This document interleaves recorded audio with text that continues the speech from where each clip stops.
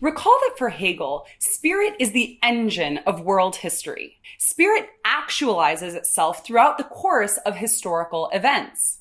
In the reading for today, we get a really interesting articulation of this, which is the idea that spirit does this, it serves as the engine of world history through self-estrangement, basically by alienating itself. Hegel says that spirit stands in opposition to itself, presenting its own hindrance to itself, and it must overcome itself throughout the course of world history. This is weirdly paradoxical, right? Hegel talks about this on the bottom of 59 and on page 60. He says that spirit only makes itself into what it is implicitly. And yet the development of spirit is imminent within world history itself. So it's not as if spirit is sort of standing apart like an all-knowing God who has the course of history charted out in advance. It's not like that. It's actually this weird motion, this principle of creating something like the way that an oak tree starts off as a seed and it has everything that it needs in order to develop, right, under the right conditions. But we can't say that the seed itself is already the oak tree, right? It is the oak tree implicitly. Spirit's self-actualization is implicit within itself, but needs the course of human history through human activity and subjective will or passion to realize itself. The highest achievement of spirit is ultimately to know itself, Hegel says on page 75. Spirit wants to be self-conscious of itself by taking itself as its own object. And it can only do so through thinking itself. So spirit's movement is this process of externalizing itself in different formations, reflecting on itself, and then sort of overcoming that formation, that relationship, and creating a new reflection. This is what's known as dialectic. Hegel is known for a dialectical method of philosophy. And so if what I've been saying so far is sort of challenging to grasp, understandable. Hegel is famously difficult to grasp. So let me give you a useful heuristic that a lot of people use while teaching Hegel, but with the caveat that this particular schema is somewhat oversimplified and you're not going to find it that often in Hegel himself. This is the schema of dialectics known as the thesis, antithesis, and synthesis. According to Hegel, history is driven by opposites. You have a thesis, A, an antithesis, B, and those things are mutually incompatible. What happens is that because of that incompatibility, a tension arises that ultimately leads to the collapse of that opposition. But when that opposition collapses, it's not as if the thesis and antithesis just fall away. Rather, their moment of collapse is sort of preserved at a higher level, which is the synthesis, the Aufhebung in German, or the sublation. This word sublation basically implies that something is superseded, it's moved beyond, but it's preserved at the same time. So for Hegel, all of the past moments and oppositions of world history are in a sense present in the present moment, but they are present as having been superseded. So an example that Hegel gives is in terms of structures of government. He talks about despotic monarchy, where one person is ruling, as being a kind of thesis. That's a first moment of state formation. And then that despotic monarchy gets opposed by a different kind of government, which is democracy, where the people are ruling rather than one person ruling. So we have this opposition between monarchy and democracy. But monarchy and democracy not only are in tension with each other, but they're also internally in tension, according to Hegel. Monarchy is in tension with itself because it relies on the obedience of the people, but it doesn't give the people a voice. And he says that democracy is in tension with itself because by letting people rule themselves, passion and caprice run free. They're not appropriately guided by reason.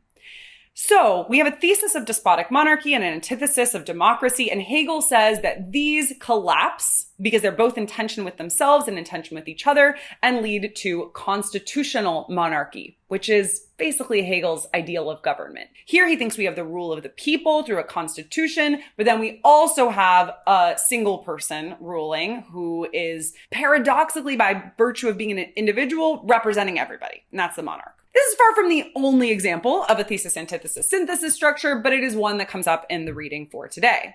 We'll talk a little bit more about this when we get to Marx as well. Hegel summarizes his dialectical view on page 60. Here, he says about 3/4 of the way down the page that the process of history appears to be an advance from the imperfect to the more perfect. There we have the developmental, progressive view of history we've been talking about. But in this transition from the imperfect to the more perfect, Hegel says that the imperfect stage is to be grasped as having the perfect within itself. The imperfect stages of history are internally driven by having a perfect stage of history implicit within them, in the same way that the seed of the oak tree has the oak tree implicit within it. And the sublation or synthesis is kind of a funny concept because it can mean both preservation and negation.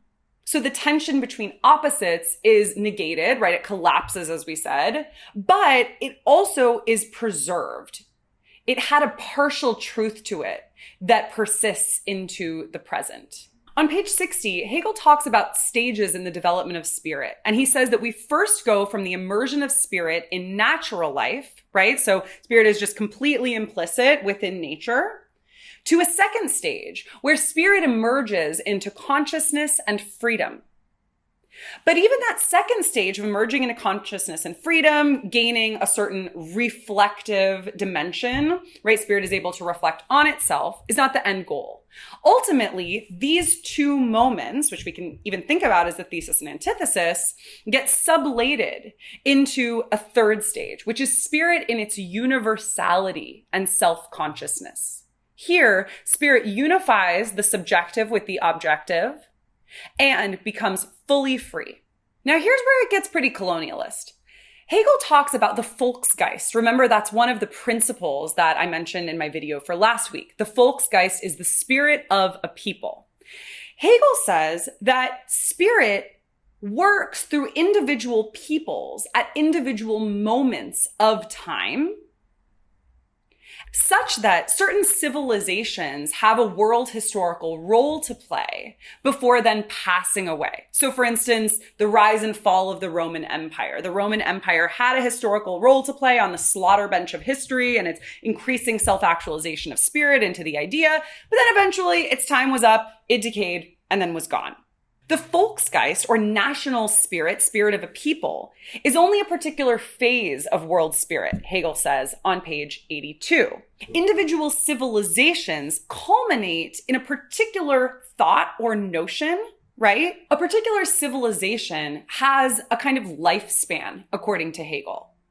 It's born, it reaches maturity, and then it dies. And whatever essential thought or contribution the civilization had to make becomes the kernel of rebirth for the next civilization.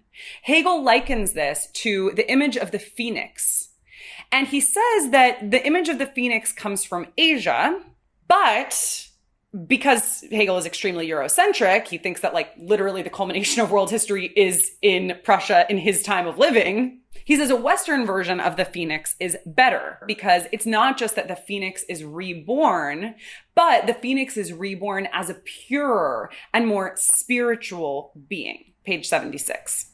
For Hegel, what brings about the decline or death of a people is habit. Habit or activity without opposition, just kind of going through the motions, are the first sign, according to him, that a people is in decline. And I'll just say that this progressivist view of history that Hegel offers, including its notion that history is forwarded by individual peoples, has a long and quite fraught legacy in subsequent philosophy. So for instance, you can hear resonances here of what will later become National Socialist rhetoric in Germany, right? The idea that the German people have a world historical mission to play. And then on the other side of things, there's somebody like W.E.B. Du Bois, who in the early 20th century in America says that Black people in the US are now the world historical people that Hegel envisioned. What do you think about this Hegelian legacy and his focus on the way that world spirit gets actualized through individual peoples?